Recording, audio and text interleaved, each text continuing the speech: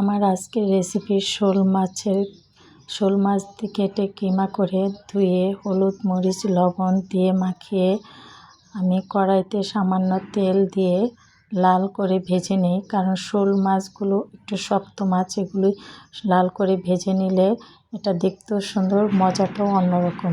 তাই কড়াইতে আমি তেল দিয়ে বেশি করে পেঁয়াজ দিই। পেঁয়াজটা হালকা নরম হয়ে আসলে এর মধ্যে আদা রসুন জিরা বাটা হলুদ মরিচ দিয়ে মশলাটা কষিয়ে তারপর এটার ভেতরে আমি একটা বড় টমেটো দিয়ে দিই। টমেটোটা যখন সিদ্ধ হয়ে যায় তখন আমি ডাল ঘুটনি দিয়ে সসের মতো করে দিই। যখন এই ভুনাটা হয়ে যায় তখন বোঝা যায় না আমি এটার ভিতরে যে টমেটো দিয়েছি, বাট খাওয়ার সময় এটা সম্পূর্ণ অন্যরকম একটা মজা লাগে। এর মধ্যে কয়েকটা কাঁচামরিচ জিরা গুঁড়া দিয়ে আমি পরিবেশন করি। মনে হয় যে পুরা মাংসের চেয়ে বেশি মজা হয় এই শোল মাছের কিমা ভুনা।